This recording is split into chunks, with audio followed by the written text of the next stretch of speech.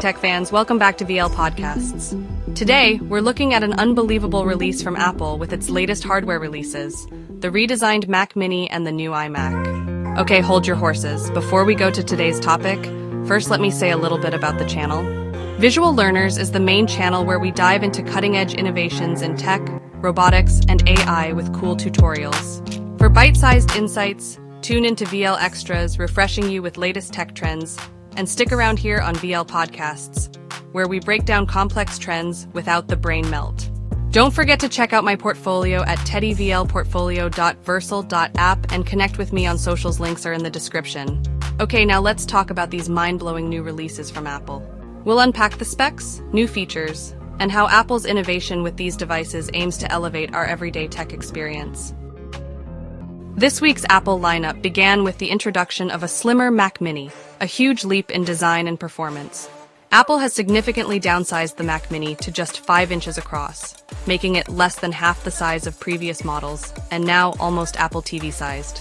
It packs the powerful new M4 and M4 Pro chips, making this compact powerhouse perfect for both everyday tasks and advanced workflows, giving users desktop power in a size that barely takes up desk space. Okay, the Mac Mini seems pretty cool. But Apple didn't stop there. No. They also released the new iMac, also featuring the M4 chip and Apple Intelligence, the company's new AI-driven personal assistant.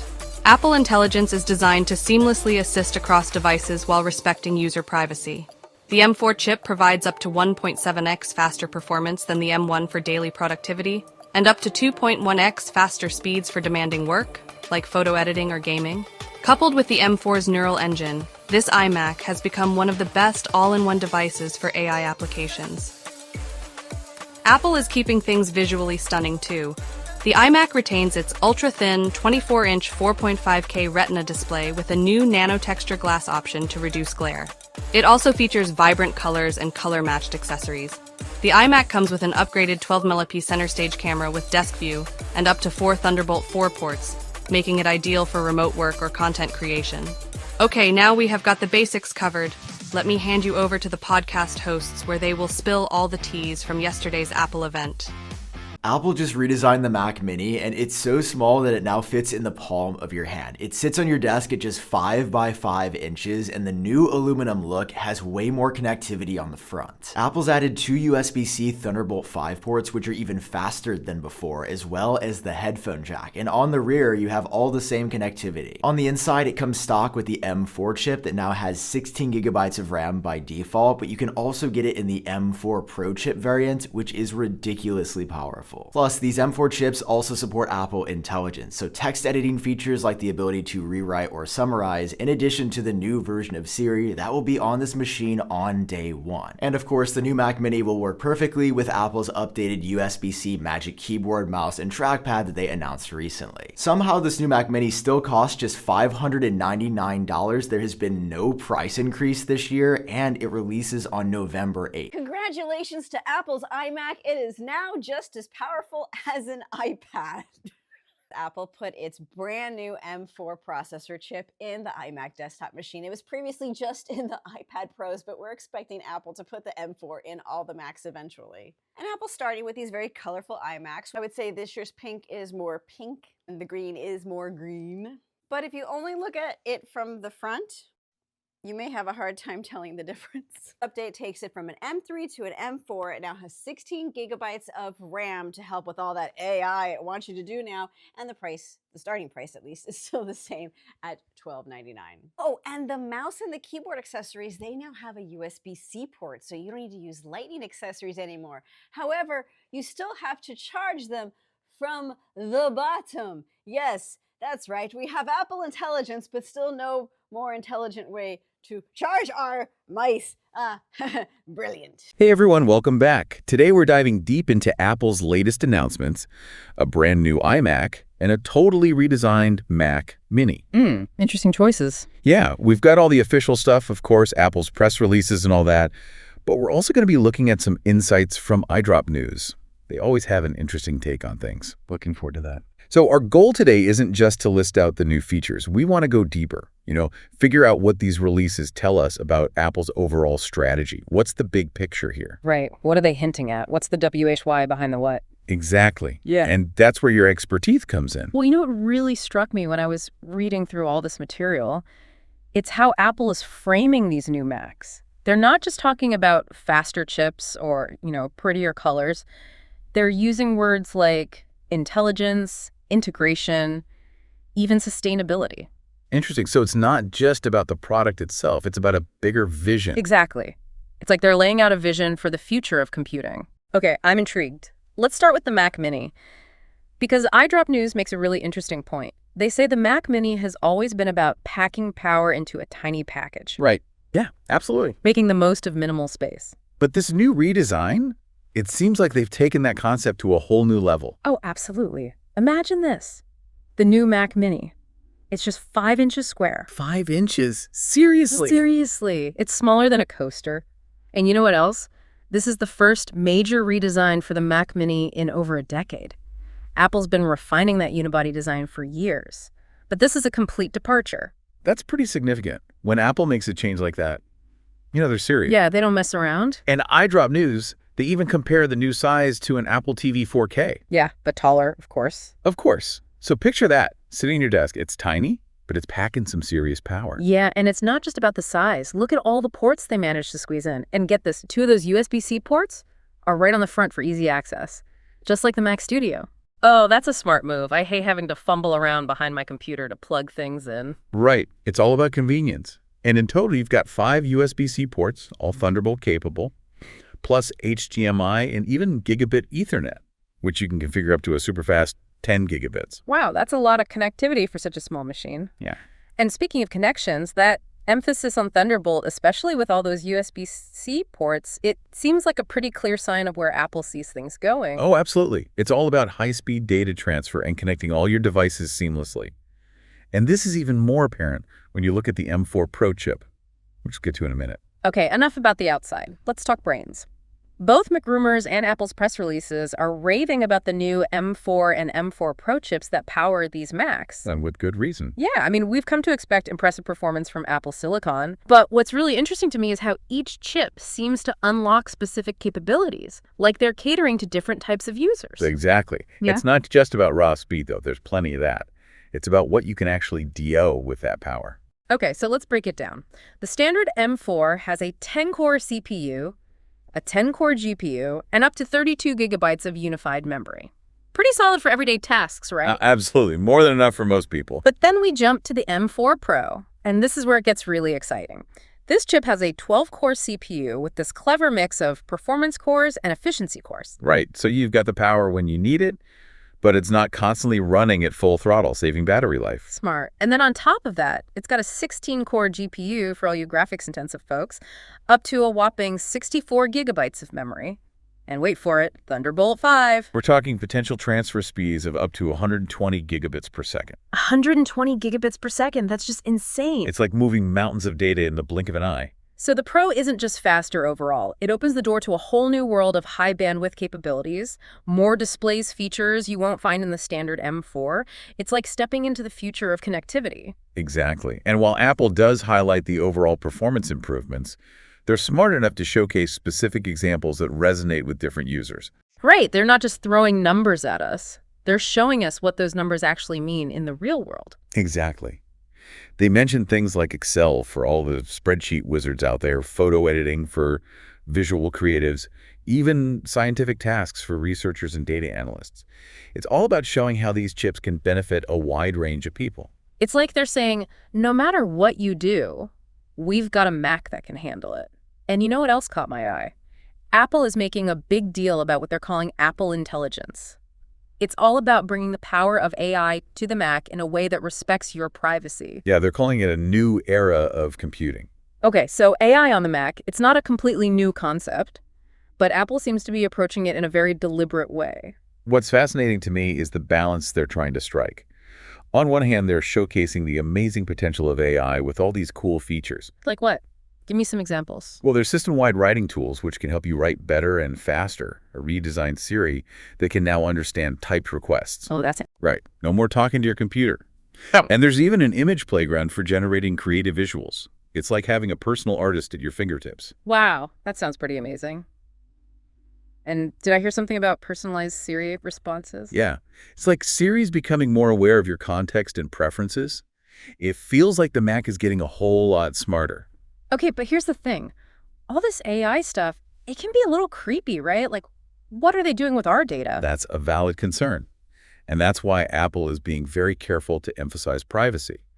They're doing a lot of on-device processing, which means a lot of the AI magic happens right on your Mac without your data being sent to the cloud. Oh, okay. So it's like a self-contained AI brain right there in my computer. Exactly. Yeah. And for more complex tasks, they're using what they call private cloud compute, which keeps your data encrypted and secure. So it's like they're trying to have their cake and eat it too. Powerful AI that enhances your Mac experience, but without compromising your privacy. Exactly. It's a delicate balancing act, but it's crucial if Apple wants users to embrace this new era of intelligent computing. And speaking of embracing new things, you know what might really get people excited? What's that? ChatGPT integration is coming to Siri and writing tools in December. Oh, wow. That's huge. Imagine having access to ChatGPT's vast knowledge base right within your workflow. It could be a game changer for writing research, creative tasks, you name it. It makes you wonder how this will change how we use Macs in the future. Will we become even more reliant on AI for everyday tasks? Will it spark a new wave of creativity and productivity? These are some big questions, and I think we're only just beginning to scratch the surface of what's possible with AI on the Mac. But for now, let's shift gears and talk about the iMac. Now, the iMac, it's more of a refinement than a revolution this time around. Yeah, it's still that gorgeous 24-inch machine with the 4.5K Retina display. But Apple did make a few tweaks to make it even better. Like that nano texture option for the display. Right. For people like me who are constantly battling glare, especially in bright rooms. Yeah, imagine you're sitting in your sun-drenched home office. No more squinting at the screen. It's the little things that make a big difference. And of course, there are some new colors to choose from. Apple really seems to be embracing personalization these days. Definitely. Giving people more options to express themselves. So it's like they're saying your Mac should reflect your personality. But the big question is this refresh enough to tempt those who already have an M1 or M2 iMac? That's a good question. The M4 chip is definitely a big step up in performance. But if you have a relatively new iMac, you might want to wait and see what Apple has planned for the next major redesign. Yeah, maybe see what they come up with next. Now let's talk about something everyone cares about. Price. Apple is playing an interesting game with the Mac Mini. It's like they're positioning it as both incredibly affordable and capable of serious power depending on how you configure it. Exactly. They're really trying to appeal to a wide range of users. So what's the damage? What are we looking at for the base model? Okay, so the base model with the M4 chip, 16 GB of RAM, and a 256 GB SSD, that starts at just $599 enter. Wow, that's actually really impressive for a machine with this much capability. It's like they're saying cutting-edge tech doesn't have to break the bank. Right. They're making it more accessible, which is great. But of course, if you need more storage or power, Yeah. you can always bump up the specs. So what are the other options? Well, if you need more storage, you can get a 512 GB SSD for $799. Or if you're a power user who needs a lot of memory, there's a configuration with 24 GB of RAM and a 512 GB SSD for $999. Okay, so there's definitely some flexibility there. But let's be real. The M4 Pro is where the real magic happens. Oh, yeah. The M4 Pro is a beast. Yep. That's for people who need to push the limits. And that power comes at a premium, of course. Naturally. The base M4 Pro Mac Mini with 24 GB of RAM and a 512 GB SSD, that starts at $1,399. So a $400 jump from the top-tier M4 configuration, that's a pretty significant difference. It is, but remember that extra $400 gets you Thunderbolt 5. Which is mind-blowingly fast. It can handle uncompressed 8K video. Imagine the possibilities for your video editing workflow. Okay, yeah, that's pretty tempting. And for professionals who need that extra edge in performance and connectivity, it might be worth the investment. Absolutely. And then if you really want to go all out, you can max out the M4 Pro Mac Mini with a 14-core CPU, 64 GB of RAM, a massive 8 TB SSD, and that super fast 10 Gbps Ethernet port. We're talking a serious powerhouse here. Yeah, but be prepared to shell out a hefty $4,699 for that privilege. You got to pay to play. Okay. But seriously, it all comes down to your individual needs. And budget open, Apple is offering a wider range of options than ever before, catering to both casual users and power-hungry professionals. So they've got something for everyone, basically. Pretty much. Now let's talk about the new iMac. Apple has kept things relatively straightforward with the configurations for this one. Yeah, I noticed they're only offering 2 main configurations this time around. Right, so the base model comes with an 8-core CPU, an 8-core GPU, 16 GB of unified memory, a 256 GB SSD, 2 Thunderbolt USB 4 ports, and the color-matched Magic Keyboard and mouse, all that for $12,299. Not bad at all. And it's great that 16 GB of unified memory is now standard.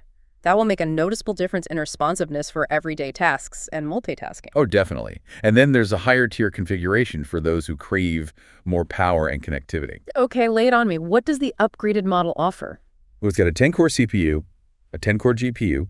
It still has 16 GB of unified memory, but you can configure it up to 32 GB. Oh, that's nice. Right, and it comes with a 256 GB SSD, Right. but you can configure that up to 2 TB. Wow, so there's plenty of room for all your files. And you get 4 Thunderbolt 4 ports instead of 2. Wow.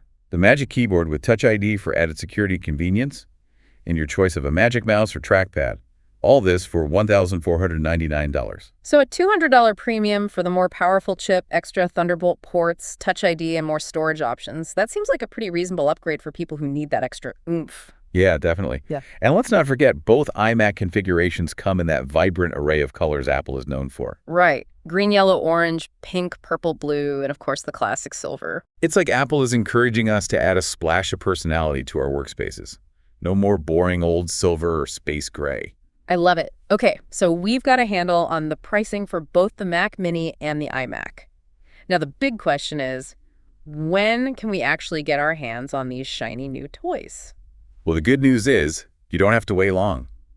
Pre-orders for both the Mac Mini and the iMac are open right now.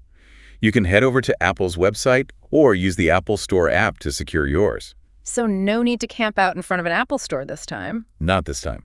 But if you prefer to see them in person before making a decision, they'll be available in Apple Store locations and at authorized resellers starting Friday, November 8th. Got it. Mark your calendars, everyone. November 8th is the day these bad boys officially hit the shelves. It's going to be interesting to see how these new Macs are received. The Mac Mini in particular has undergone a radical transformation. Yeah, that smaller footprint and the addition of those front-facing USB-C ports, I think that's going to be a big hit with users. It definitely seems like a more versatile and portable machine now. It's almost like Apple is blurring the lines between a desktop computer and a more portable device.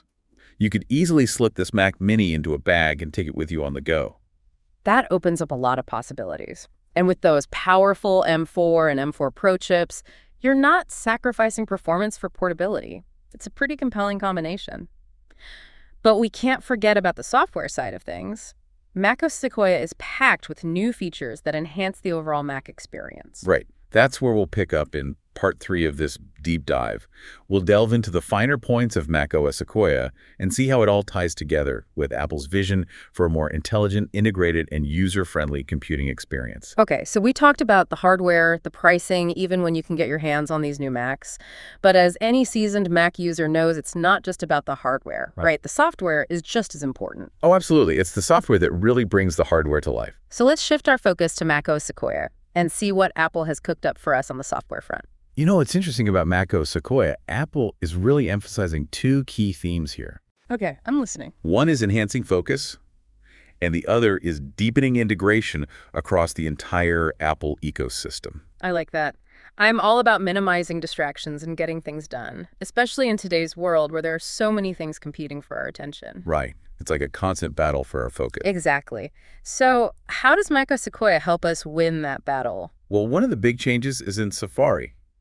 They've added a feature called distraction control. Distraction control. Tell me more. So imagine you're browsing a web page, and there's an annoying ad or some distracting element that just keeps pulling your attention away. Oh yeah, I know exactly what you mean. With distraction control, you can simply hide those elements and create a cleaner, more focused browsing experience. Ooh, that sounds dangerous. Goodbye tempting online shopping ads and distracting clickbait articles. Exactly. It's all about giving you more control over your online experience and helping you stay on task. And if you're a fan of reader mode, which, strips away all the unnecessary clutter. Yeah, I love reader mode. Well, they've redesigned it with a handy table of contents and a high-level summary of the article. Oh, wow. So you can quickly scan the article and jump to the sections you're most interested in without having to scroll through the whole thing. Exactly. They're really trying to make it easier to digest information. And if you just want to focus on a video without all the distractions around it. Like having your own personal movie theater. Exactly. There's a new video viewer that eliminates all the clutter and gives you pure, focused video playback. Okay, these are all fantastic for boosting productivity, but what about the creative folks out there? Is there anything new for them in Mac OS Sequoia? Absolutely. Apple is continuing to invest in gaming on the Mac, which is pretty exciting. Yeah, I mean, Macs haven't always been known for their gaming prowess. Right. But that's changing.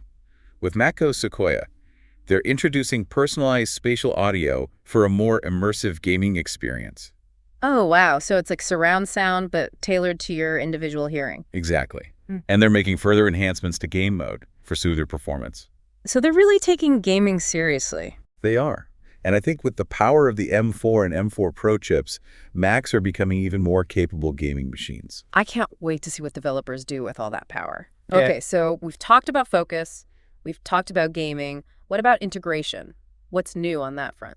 Well, iPhone mirroring, which we touched on earlier, is a prime example of Apple's commitment to a seamless experience across devices. Right, the ability to control your iPhone directly from your Mac. It's a game changer. No more switching back and forth between devices. It's all about streamlining your workflow and keeping you in the flow. I love that. And what about passwords? Are there any improvements there? Absolutely. The new Passwords app makes it so much easier to manage all your passwords, passkeys, and other sensitive credentials. It's like a one-stop shop for all your security needs. Exactly. Yeah. And it's all stored securely in one central location. Security is always a top priority, and it's great to see Apple continuing to innovate in that area. They're not messing around when it comes to security. Now, beyond all these major features, macOS Sequoia also includes a lot of smaller but thoughtful touches that really enhance the overall user experience. Okay, give me an example. Well, they've added these beautiful new built-in backgrounds for video calls. Ah, that's cool. Right. There are color gradients, system wallpapers. You can even upload your own photos to personalize it further. So they're giving us more ways to express ourselves and make our Macs feel truly ours. Exactly. It's all about making technology more personal. And that's what Apple does so well. So what's the big takeaway from all of this? What does it all mean? These releases. It's not just about incremental hardware upgrades. Apple is painting a picture of the future of computing. A future that's more intelligent, more integrated, and more sustainable. Exactly. They're packing more power and AI smarts into smaller, more efficient designs. And they're doing it in a way that respects our privacy and gives us more control over our digital lives. It's an exciting time to be a Mac user, and I can't wait to see what the future holds. Me too. I think we're just scratching the surface of what's possible. Well, that's all the time we have for today. We've explored the ins and outs of Apple's latest announcements, from the redesigned Mac Mini to the refreshed iMac and the exciting new features of Mac OS Sequoia.